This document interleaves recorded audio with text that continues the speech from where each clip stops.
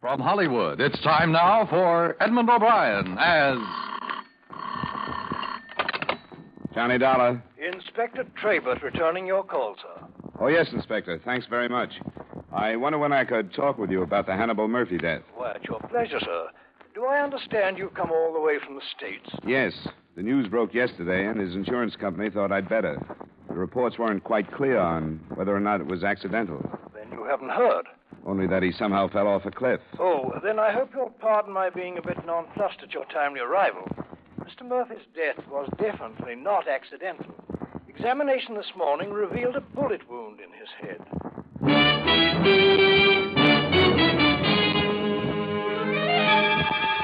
Edmund O'Brien in a transcribed adventure of the man with the action-packed expense account, America's fabulous freelance insurance investigator. Yours truly, Johnny Dollar.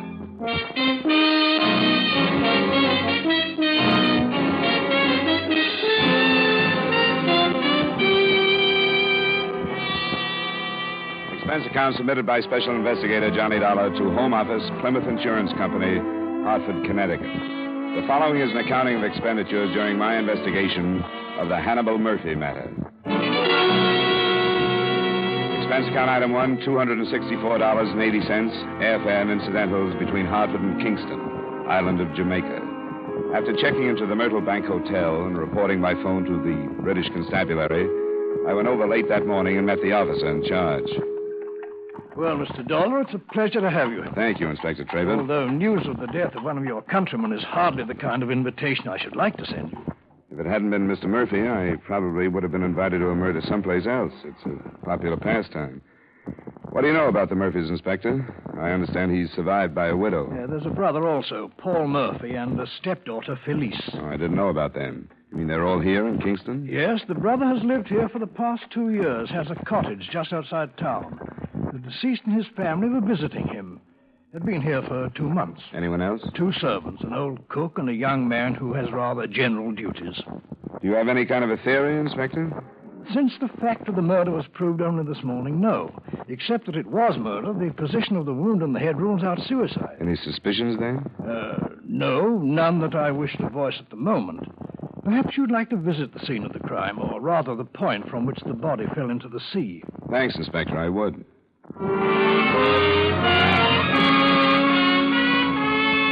Like most British police officers, he was playing it close to the vest.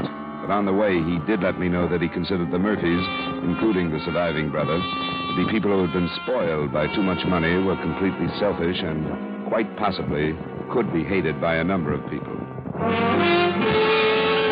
After a drive of a few minutes, we left the car and crossed through a strip of shaded parkway to a bridle path that paralleled the cliff some 100 feet in height. At the bottom, breakers piled in against a jumble of coral and rocks. Here we are. We wrote the section off in case we might learn something from the marks, though I doubt we will. There, you see, on the edge, the torn earth and the broken branches. Yeah. His body was found below. Huh? Yes, it was discovered by a young islander who was searching for shellfish at an early morning low tide. You said the Murphy cottage wasn't far away. Can you see it from here? No, it's beyond the trees there. The path turns inland before it reaches the grove. Does this cliff run near their place? Yes. I believe, sir, that you and I share a common bewilderment. Well, if his killer met him here, why shoot him if he could have been pushed over the cliff and killed that way, huh? Precisely. We should have had a devil of a time proving it was murder at all. Unless the killer wasn't strong enough to get him over while he was alive. Like a woman. A possibility that does present itself, doesn't it? Yes, if he'd been shot and fallen here, then dragged to the edge, there would have been signs, but there are none. No bloodstains, nothing. Yeah. So unless he was shot somewhere else and carried here, we must visualize the victim and the killer standing side by side on the sheer edge of the precipice, gazing out to sea a moment before the shot was fired. Can we go to the house now? I had planned to wait until I had a more complete report from ballistics, but please feel free to pay them a visit if you wish to. Thanks, Inspector. I should let them know I'm here. Very good. Come along. I'll drop you by.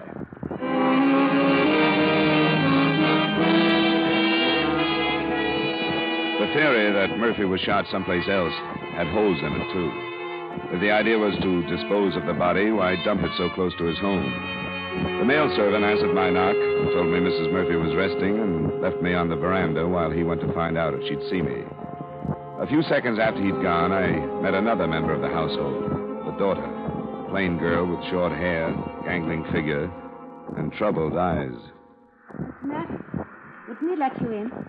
He thought I'd better wait out here. What do you want? I came to see Mrs. Murphy. About what happened? Yeah, I'm afraid so. My name is Felice. I'm her daughter. I can let you in. Oh, thanks.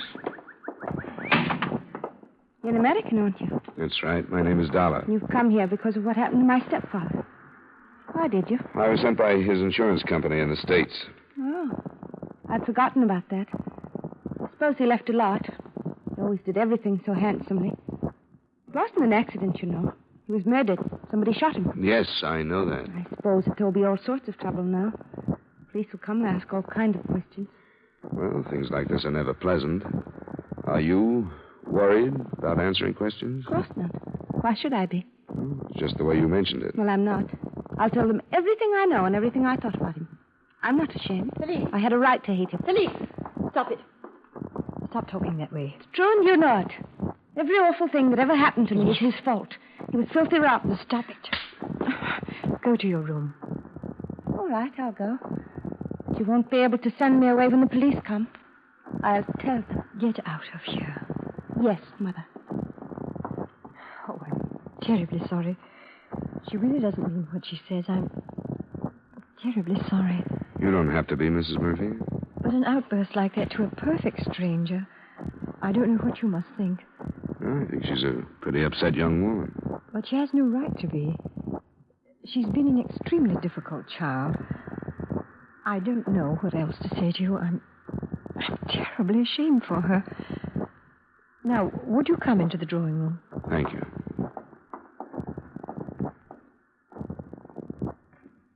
Please, sit down.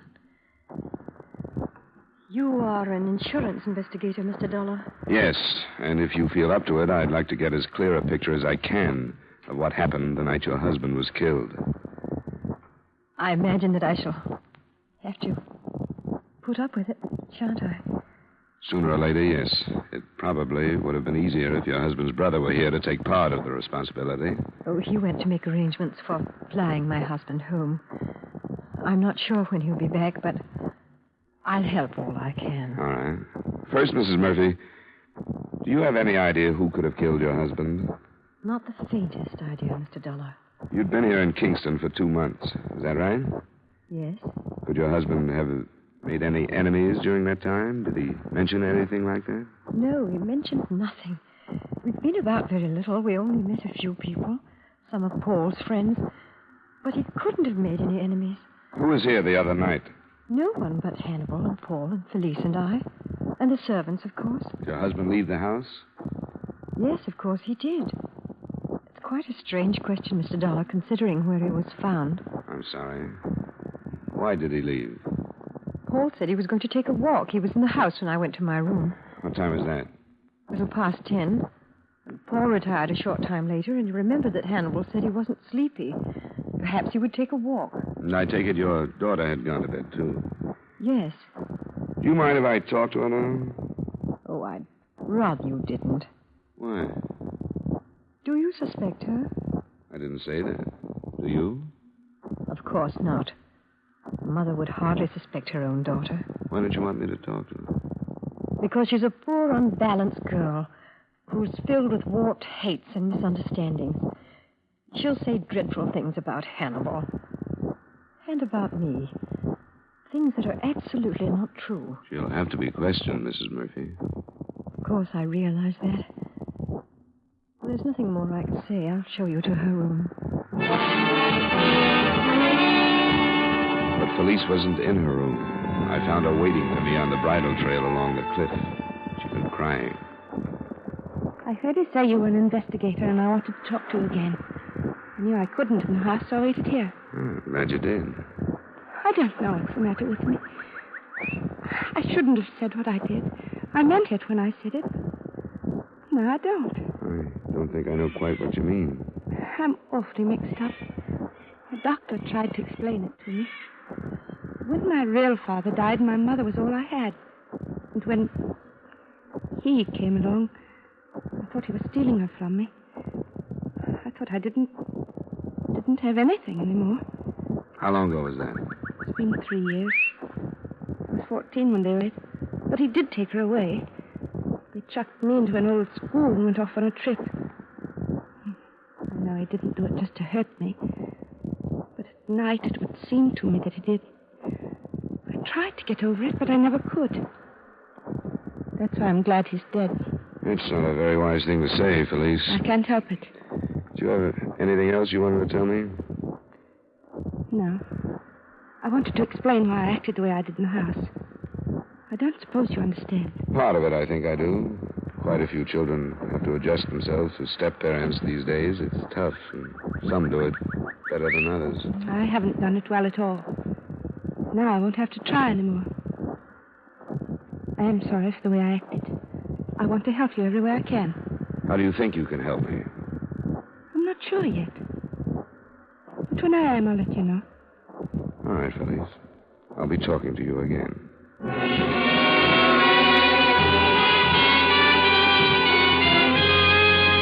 I didn't know then what this strange, mixed-up girl was driving at. I got the impression that she wanted to talk more than she had. But I was fairly sure the way to bring it out was to wait rather than press it too hard.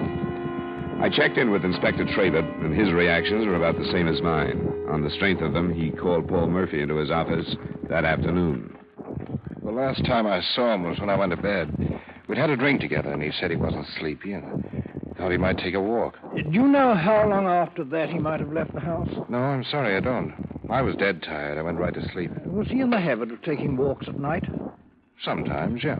But you didn't hear a shot. No, I didn't hear anything. How much time passed, would you say, between the time you left him and the time you were asleep? Oh, not more than 15 minutes, Inspector. Then he couldn't have left the house before, say, 11:15. Yes, that'd be about it. And you're sure he didn't say anything about meeting anyone? He simply said he might take a walk. I'm not quite sure that I understand the importance of these questions. The importance of it is this. Your brother was killed by a .25 caliber pistol fired at quite close range. I'm afraid we must assume that if he did not meet anyone, somebody either accompanied him or followed him. You mean you suspect someone in my house? We're only stating the facts. Someone was with your brother. We've ruled out the possibility of a robbery motive since both you and the widow have stated that none of his personal effects are missing. You can see how the thing narrows down, Mr. Murphy. Yes, I can. I don't know what to say. Do you mean that you suspect someone? No, I don't. If you do, Mr. Murphy, it would be to your advantage to come out with it. I'm afraid the duty of making accusations is yours, not mine. A commendable statement, sir, as long as you don't mean that you're withholding information. I'm not. I have no information at all. Very well, Mr. Murphy, you may go.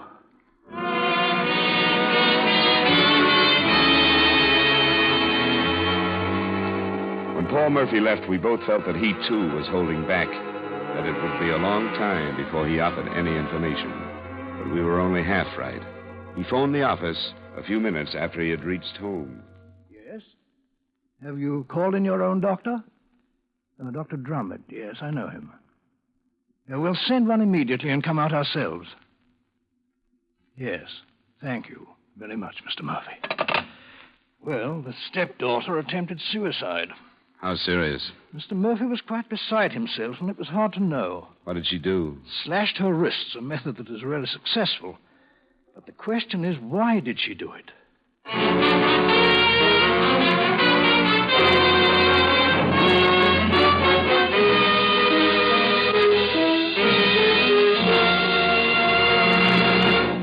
We will return you to yours truly, Johnny Dollar, in just a moment. Later this evening, the gangbusters give a graphic illustration of what happens when the police hunt a criminal who is a perfectionist. When a gang leader leaves no stone unturned to commit the perfect crime, there's a rough manhunt ahead for the police. Here are the exciting developments when you tune in Gangbusters later this evening on most of these same CBS radio stations. Now, with our star Edmund O'Brien, we bring you the second act of Yours Truly, Johnny Dollar.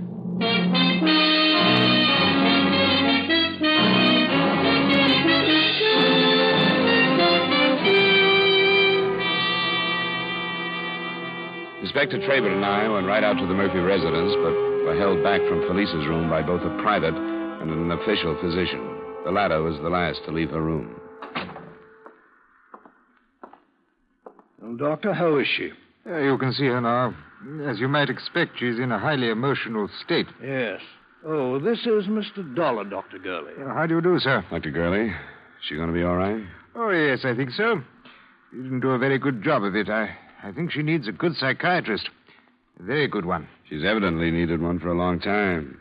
She say anything to you? No, nothing specific. Only that she hates everyone.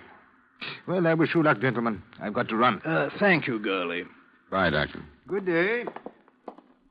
Well, Yeah.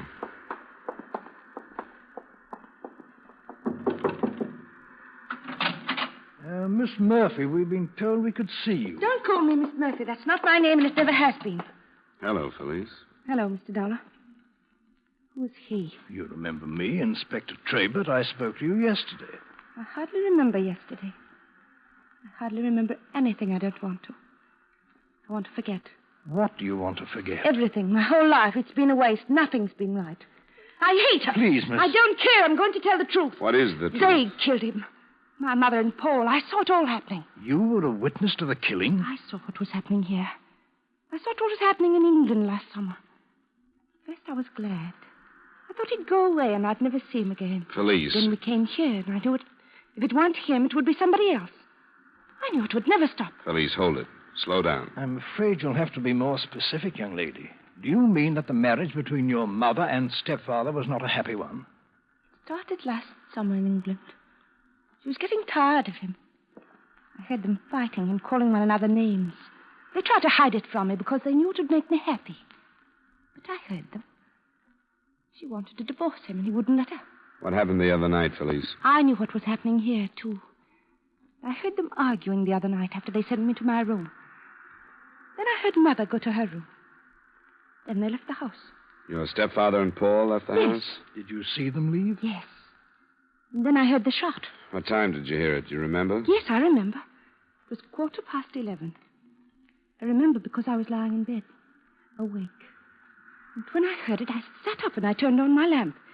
And I looked at the clock. Then I turned the lamp off again and went to the window. And in a little while, I saw Paul come back alone. Why haven't you told us this before, Felice? I don't know. I was awfully mixed up. She's my mother. At first, I thought I should protect her. And I thought of everything she'd done to me. She never wanted me. She threw me away. She's never been a real mother. I've always hated her. That's why I'm telling you. Because I hate her and I want her to be punished for everything. I shall expect you to repeat this in the form of a sworn statement, Miss Felice. I will, but you've got to take me away from here now. I can't stay here, I'm afraid. I'm afraid of what they'll do.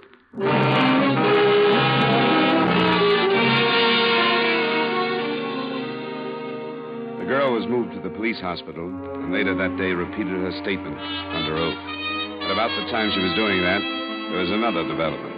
Inspector Trabert received a call from the proprietor of a second-hand shop that specialized in fishing tackle and guns.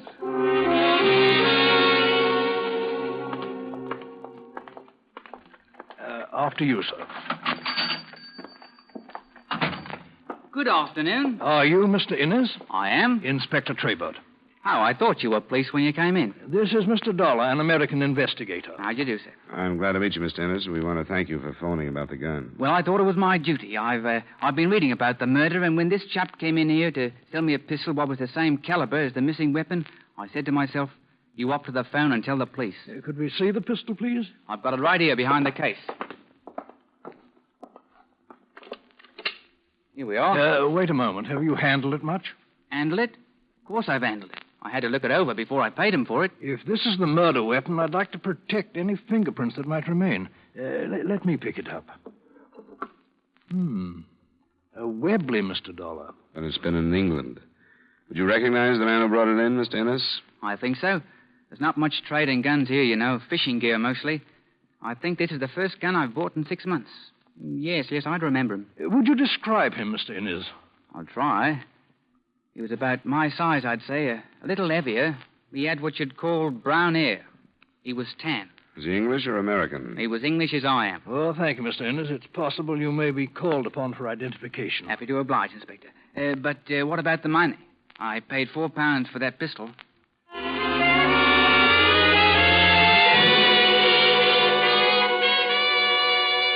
In view of Felice's sworn statement, Inspector Trabert was forced to make an arrest.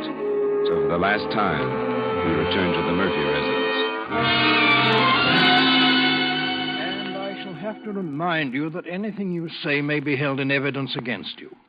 You mean that you're arresting us for Hannibal's murder? There's nothing else I can do, sir. I have a statement given under oath to the effect that you and the deceased left this house together the night of the murder. That's not true. That the sound of a shot was heard and that you were then seen returning to this house alone. That isn't true. There's not one word of truth in it.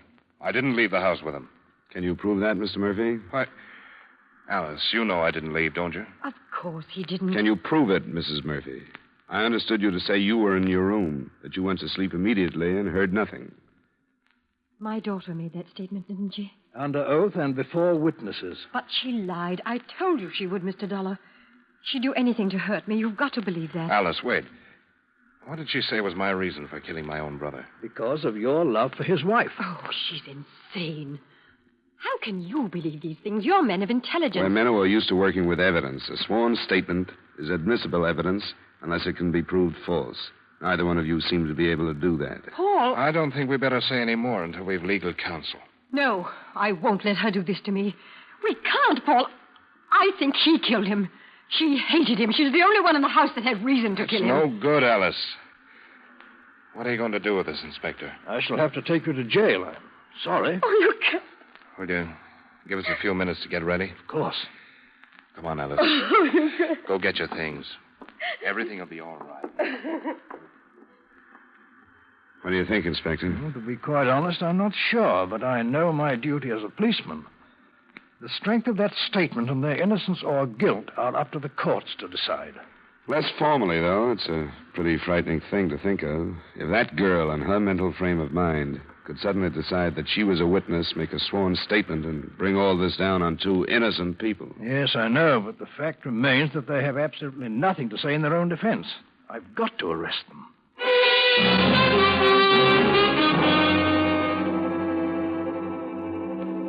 The widow and Paul Murphy were taken in, and I couldn't get out of my mind the strength of the case against them as far as the Crown went. A strength built on the fact that there was no evidence and were no witnesses to refute Felice's statement. I suppose that as far as the insurance angle went, my job was done. But after I left Inspector Trabert, I went to the hospital to see the girl again. Hello, Mr. Dollar. How are you feeling? I feel awfully lonely. They arrest Mother and Paul. Yeah. Then I'm all alone. She'll never want me back now, no matter what happens. But she never wanted me anyway. I'm glad I did it. If you told the truth, you have nothing to worry about. What do you mean? I've nothing to worry about. I mean, if you told the truth, you did the right thing. But if you didn't, you've done one of the worst things anyone could do. Of course I told the truth. You believe me, don't you? That doesn't make any difference. The inspector did. But you do, don't you? You don't think I was lying, do you? I hope not. You think I could make it all up? You think I could do a thing like that? I hope not. I couldn't. I know what you're thinking. I told you how I hated her and how I hated him. But I could never say the things I said if they weren't true. I could never do a thing like that. How did you happen to see the two men leave the house together? You never really explained that. I was looking out the window. I thought you were in bed. Not then. You saw them leave, then went to bed, then you heard the shot, then you got up again and went back to the window? Yes, that's right. Was your light on when you saw them leave? No. But you turned it on when you heard the shot? Yes. Then you turned it off and got out of bed and went back to the window? Yes. And who did you see? I told you, Paul. You were sure it was Paul? Yes, I was sure. Why were you sure? I saw him. Why were you sure it was Paul? Why didn't you think it was your stepfather? I knew it was Paul. Because I had a feeling that something was going to happen. Don't ask me any more questions. You'd better get used to them. The defense attorney is going to be asking the same kind if this gets into the courts. Well, I won't bother you anymore, Felice. I guess you're tired. You don't believe me, do you? I told you. Doesn't make any difference. As I mentioned, the matter was out of my hands by that time, and I was sort of 50-50 on believing the girl. I made my plane reservations on my way back to the hotel, but when I asked for my key, I got instead a message to phone Inspector Traylor. When I did, he told me, A, that the .25 caliber Webley from the shop was the murder gun, and B, that some prints on it had checked to a known criminal who had confessed the shooting. He asked me if I wanted to come over. It's an incredible turn of events. Raises perfect hob with the girl's statement. In any case, we thought to bill from it. Yet, on the other hand... Oh, here. I should like to have you meet Mr. Roy Church. What are you doing back, Copper? You beat it out of me, so now you've got it. You dropped quite a bombshell into this, Mr. Church. Tell Mr. Dollar in your own words how you came to kill Mr. Murphy. Why should I? You've told him, haven't you? No, I doubted he would believe me. I'd like to hear, Church. His ruddy brother said he was going to pay me to do it. Paul Murphy? Yes. Promised me £500, he did. Paid me 100, and I waited 2 blinking weeks on that clip for his brother to take his walk. Then I got welched by the dirty beggar. So I had to sell the pistol. Tell him why, Mr. Church. I was supposed to take this here Murphy's wallet to make it look like robbery. But he fell over the cliff when I shot him, and I couldn't reach him. That'll be all, Mr. Church. Thank you very much. Think nothing of it. Well, Mr. Dollar? Well, this means there isn't a word of truth in that signed statement, except that maybe she heard the shot. She didn't see the men leave the house or Paul back. She didn't know anything. Yes, a rather spiteful statement, but fortunately true in content. They did have the man killed. I don't know what to do about that girl. What would you do? Well, luckily, I can leave the whole mess in your hands, Inspector. I wish you'd come up and work a nice, simple Hartford murder with me sometime. Do you good.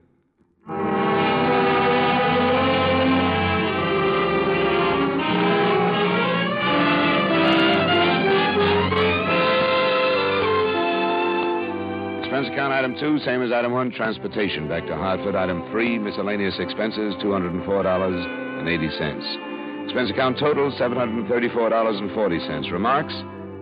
I can't help wondering what would have happened if Felice's sworn statement had been entirely false and the widow and Paul entirely innocent. I wonder if they would have been hanged anyway. Yours truly, Johnny Dollar.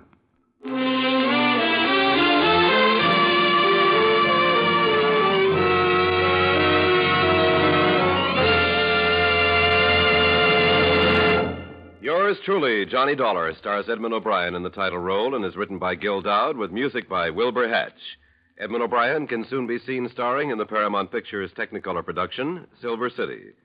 Featured in tonight's cast were Eric Snowden, Virginia Gregg, Jeanette Nolan, Ben Wright, Charles Davis, and Dan O'Hurley. Yours truly, Johnny Dollar, is transcribed in Hollywood by Jaime Del Valle.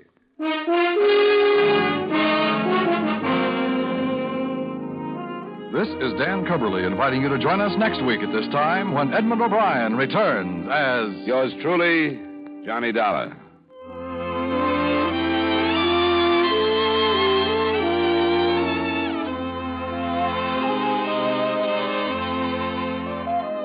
Lovers of fine music are already familiar with the strong, melodious voices of the Choraleers on CBS Radio. This is to remind our many Sunday night Choraleers listeners that this excellent choral group will be heard at a new, earlier time on most of these stations starting tomorrow. Stay tuned now for the Vaughn Monroe Show, which follows immediately on most of these same stations.